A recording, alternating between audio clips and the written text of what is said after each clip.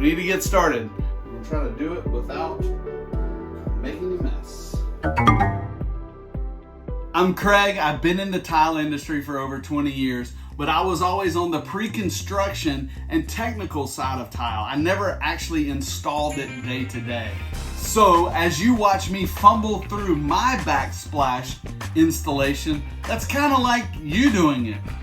I may know what's going on, but the actions and the techniques, I don't have the muscle memory. I may look silly and I may be making a mess, but let's do it together.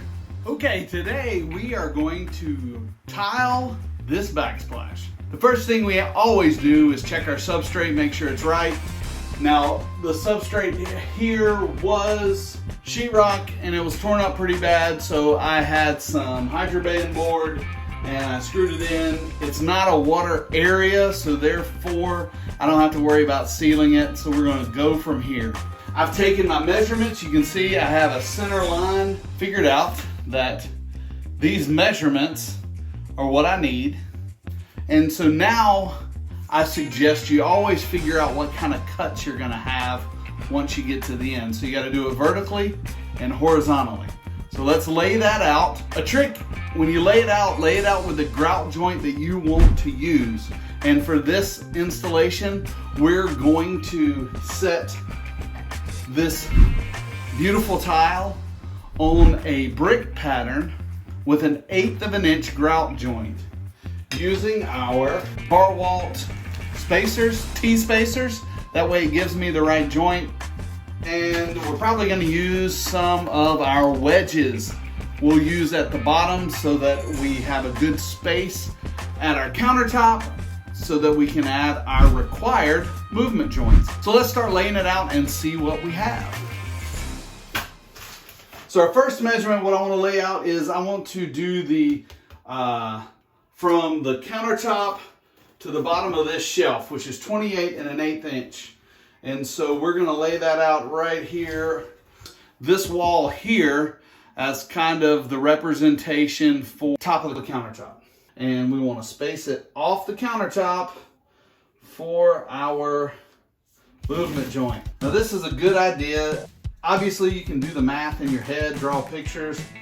I like seeing it. It just solidifies that what I'm doing makes sense and that I can live with the cuts.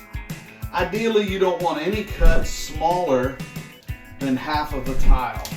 So this tile is 4 by 8, and on this top row here, you don't want to cut smaller than 2 inches. Pretty simple installation, and roughly anybody can do it. Where's my tape measure? Let's see what we got here. Oh, look at that. Can we see that where we are? That right there is 28 and a half. 28 and a quarter, and what do we have? We had 28 and an 1/8. So it is almost a full tile, which is great.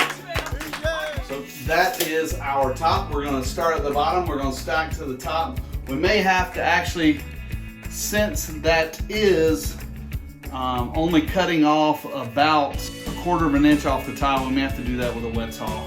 Probably can't do it with our snap cutter here. We may give it a try just to see if it'll work, but all right. So now let's do east to west, side to side, do our horizontal and see what we do. We're only going to do half. Now we got to remember, it's a brick joint, so therefore your cut will be the opposite every other row. So let's look at that. Oh, I messed up.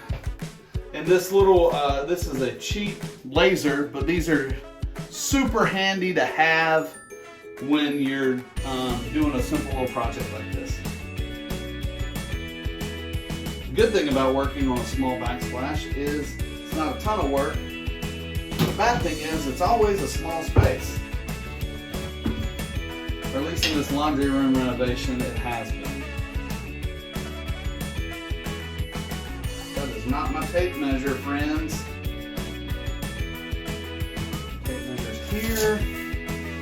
And we're trying to get to 35 and a half. We need one more tile, of course. Okay, so we got 35.5, which is 35.5, and that is a 1, 2, 3, 3.5 inch cut. But remember, we're doing a brick pattern, so we got to set the other row just to make sure. It was pretty close to a full tile, friends. Okay, so that's going to be our layout. Our tile pattern works out well. We got a big cut on the left and on the right, and a big cut at the top. I'm not worried about that cut underneath the cabinet too much. Let's get a measurement on that, and I'll see what that is going to be. 23 7/8, which is right here. So we got also another big cut.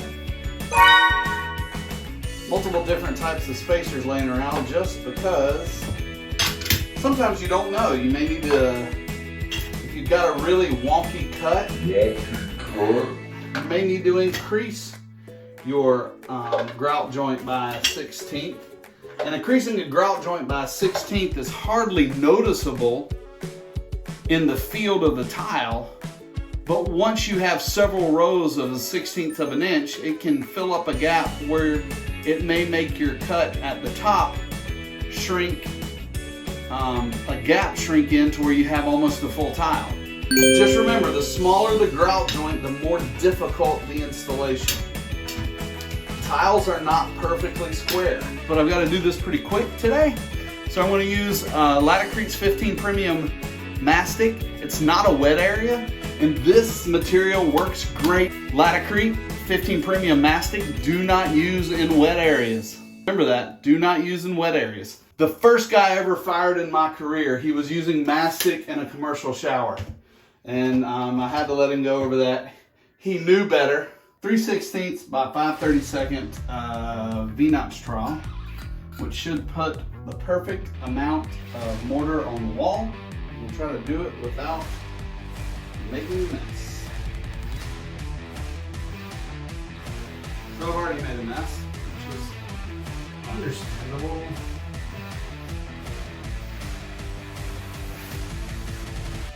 Yes, Mastic is water soluble and cleanable. And then I have a bucket of water. Anytime you're setting tile, always keep a bucket of water handy.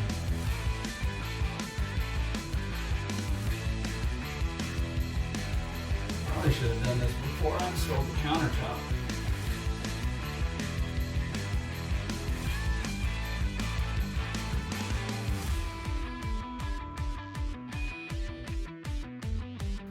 All trowel ridges go in the same direction.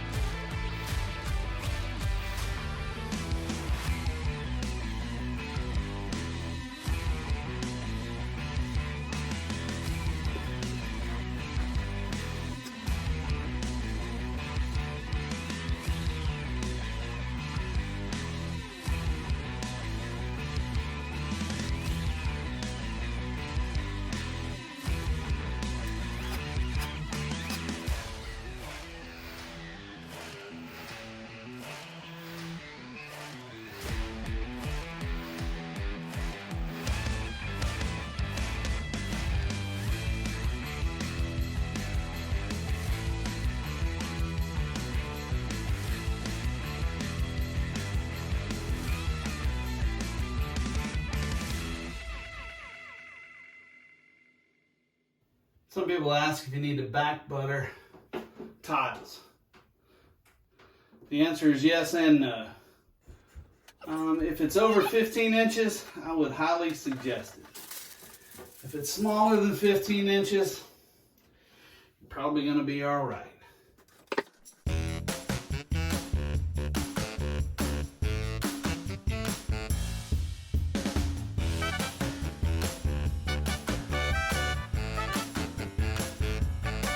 Sorry, my booty's in the shot most of the time. I hear people thinking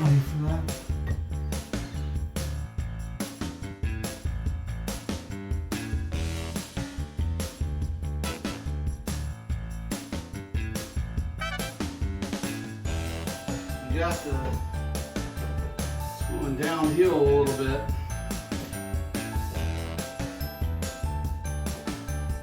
This cheap little cutter can handle a 3-5/8 cut.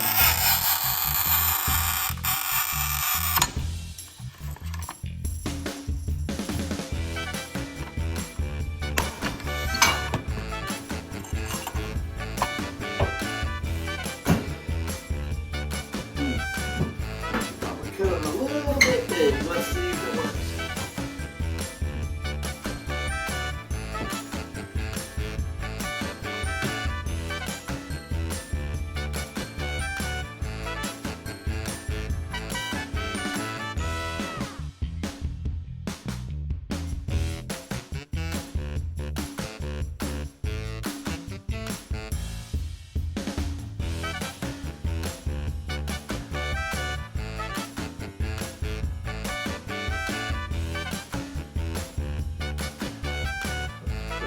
Pretty close, friends. Pretty close.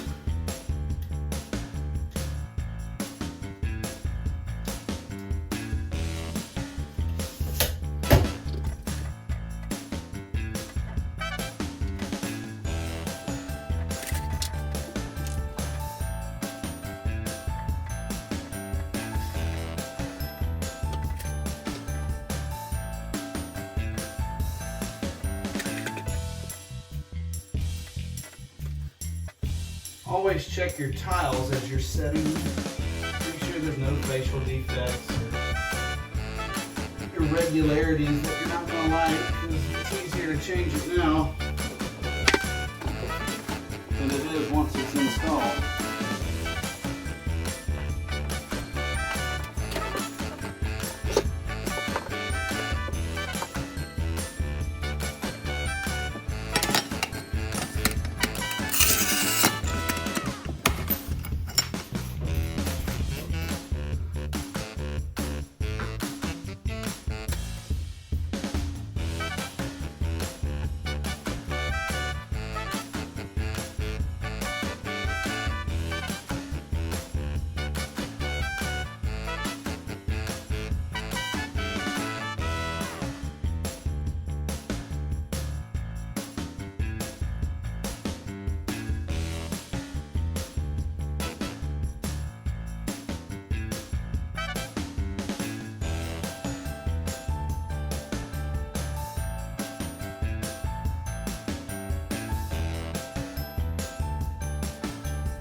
You also got to check and make sure you don't have any traveling wax on the back. We don't want any bond breakers.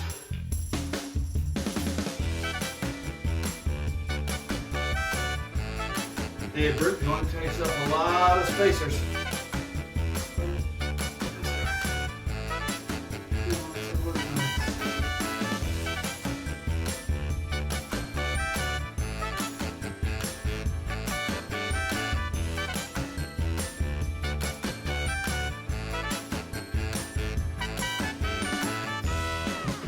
I think that's the same thing as we had before.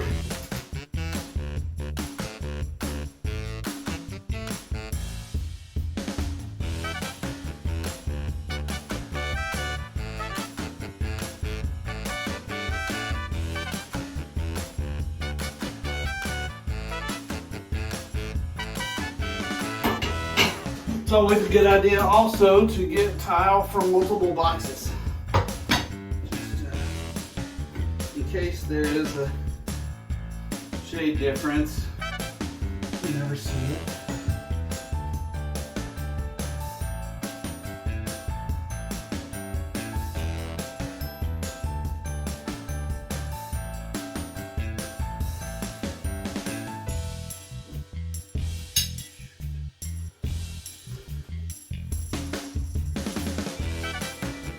Yeah.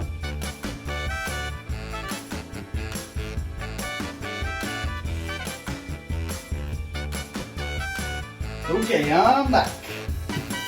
Back from cutting with the little dinky wet saw.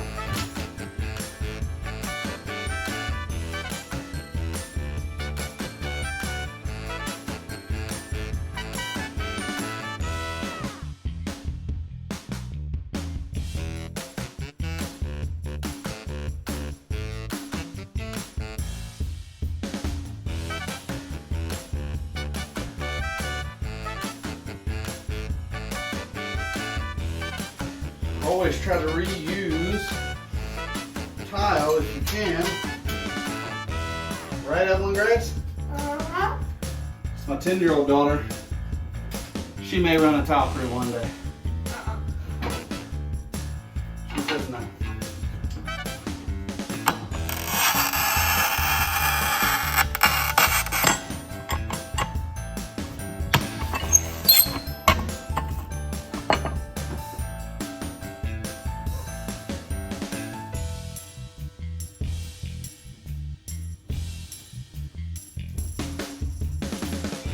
Now is a good time to try to clean up as much as possible because it'll be easier to do now than later.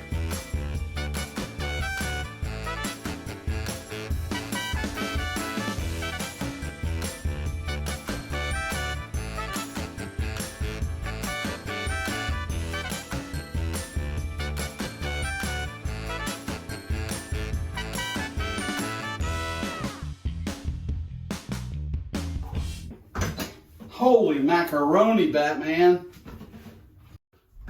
Well, look at that. While you were away, the camera cut off, sorry. I was able to finish. The excitement you missed was me miscutting several tiles and having to walk up and down the steps a couple of different times. But today we're going to get started on cleaning out the grout joints and getting the spacers out so we can prep for grout. Who's excited? Oh boy! This guy, because I got to finish this closet because we have a party tonight. And my mother-in-law is going to insist on looking at the progress. And since this has taken several months, I will get several backhanded compliments. Nevertheless, let's get going. I did not anticipate how difficult it was going to be working across this 39-inch countertop. I did figure out that I'm very sloppy at setting tile, and that's what happens when you don't do it every day. So if you're doing it for the first time, keep lots of water around, lots of sponges around, and as long as you clean up right away, you're not going to have an issue. That doesn't go there. I feel like this would be an ab workout, maybe a glute workout. I don't know. All I know is I do feel like I worked out. And that's a feeling I don't have very often. Brick pattern takes a lot of spacers. So whatever you think you need, order 3 times as many. And you can do the math if you want to. This tile with the clay backing, boy, it made a mess on the wet saw. Chocolate milk everywhere. And it was thick, but we got it all cleaned up. And luckily for you, you didn't have to help. Space underneath the tile for movement joints, because movement joints are critical. Okay. All spacers are out. Now let's clean. Now you don't want to dig the corner of your trowel into the tile. You can scratch the glaze, even though that's difficult to do. It can be done. But it's nice to get everything off of the tile before you grout it. This is also a good friend, is your white scrub pad. It's got a little bit of abrasiveness to it, and it will work even on the most sensitive or fragile face tiles. And scrub that stuff off. Fingernail helps. Well, since you know I make a big mess, I'm going to take this off and put some paper on my countertop and then grout. So let's do that.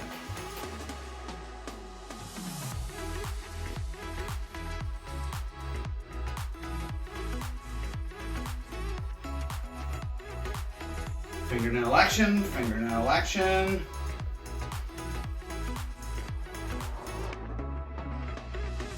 Fingernail action. So we got a little bit of schmutz down at the bottom. Gauge, also on the wall.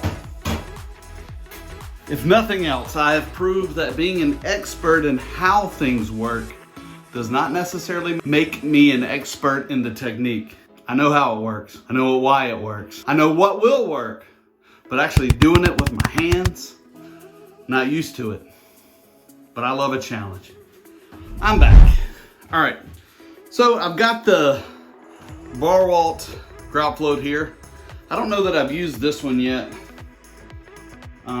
but it's super soft. So I think it'll be great for this tile. And I'm also using a grout I've never used before. In the interest of time, I got some pre-mixed grout from Custom Building Products in the DeLorean Gray. My wife picked the color. Well, since I've never used this before, how about we read the instructions? Spread, clean up, wait 24 hours. I'm gonna always suggest you do a quick mix no matter what pre-grout you use. Pretty consistent stuff here. No liquids, nothing separated on top. Okay. Okay. So we're gonna push this into the joints, nice, neat. It's gonna go everywhere. That's what grouting walls do.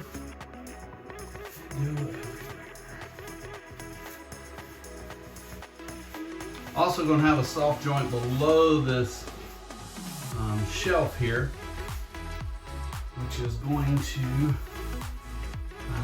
give it also some room to move.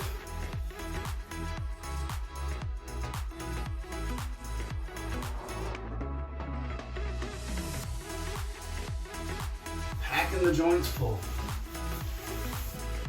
You don't want any cracks. We're not going to grout the outside wall. We'll caulk that also. Grout on the float. See, when we turn the tile, you want to have most everything off of the tile. When you, here we're going to use our grout scraper upper machine. So different grouts have different time out of the bucket. And so this grout is staying very soft, and I'm taking my time. And you want to make sure, if you've never done this before, you're not using a rapid setting grout. That can cause, well, it sets up really fast, and if you're not used to it, you can have a mess on your hands. Because most grouts today are have a lot of glues and latex in them, so they'll stick to almost anything once they dry, and that means it'll stick to stuff that you don't want it to stick to, like the face of the tile. So you want to make sure you're not using a material that is above your capabilities. Even though this is not a grout we sell, this is a very user-friendly grout. It's starting to harden in some of the thin areas, but that's, I think once I get my scrub brush on that, or my scrub pad on that, we're gonna be able to get that off pretty quick. Paper has come away from the wall, just as I expected it would, but that's perfect. And just show me how I can, how easily this countertop will be cleaned, I guess, maybe, I don't know. Looks pretty good. This stuff is pretty user-friendly, I will say. It's not very stiff. This Grout Float's great. It's not stiff at all, which means it would not be great for an epoxy grout, but for this grout we're using here, it's working pretty good.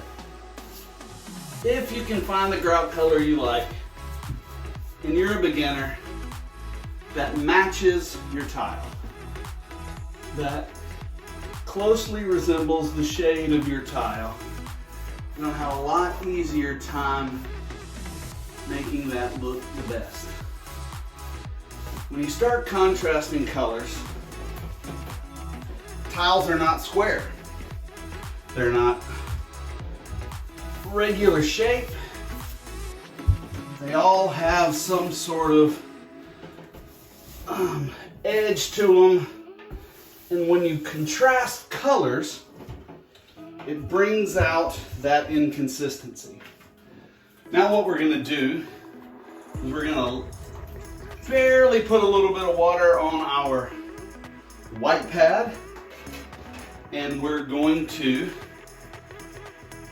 start in the right hand side and start working the grout so that it is not stuck to the face of the tile. Now this is the point where you're looking at your grout joints and you are trying to determine, do they look good? Do I need to touch them up? Are there any gaps, any holes, pinholes? Now is the time to clean that off. Get that straightened up. Here comes the sponge trick.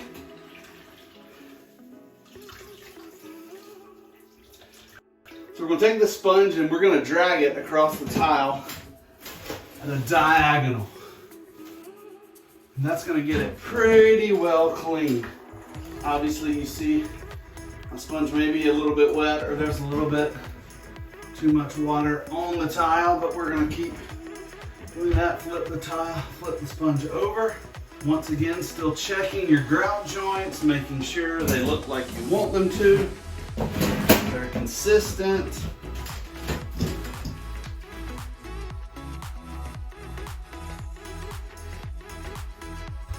Flip the sponge over, do the same thing. So yeah, I think I may have had too much water on my white pad. We're going to keep on going. And I may switch out the water and do one more pass with a clean sponge. All right, I see a hole that I missed. And so what I'm gonna do is I'm just gonna take a little bit of grout in my fingers and get it in there. That grout joint's a little rough. I just run over it a little bit with my finger. Perfect.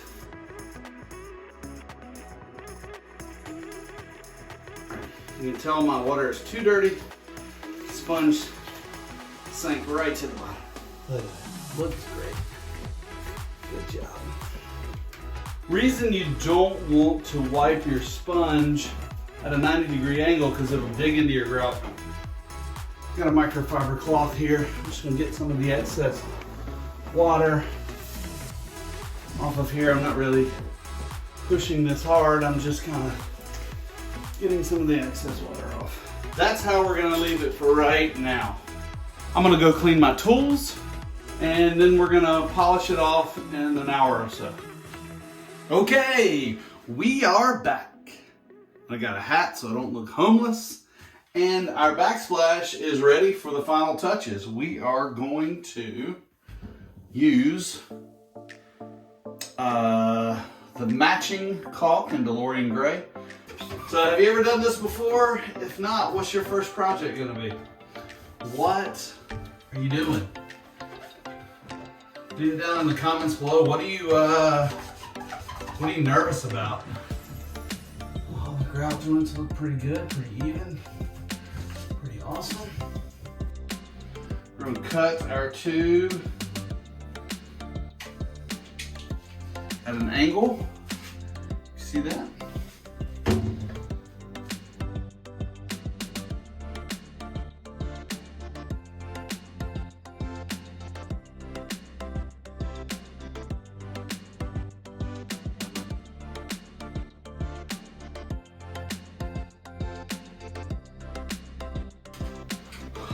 There's one joint down.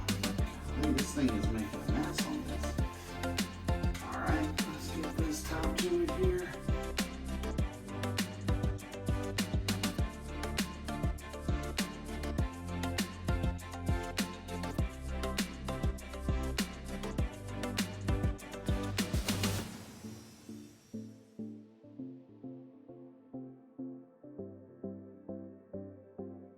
Depending on how big your joints are, you're going to get about 25 linear feet per tube. Just a rule of thumb.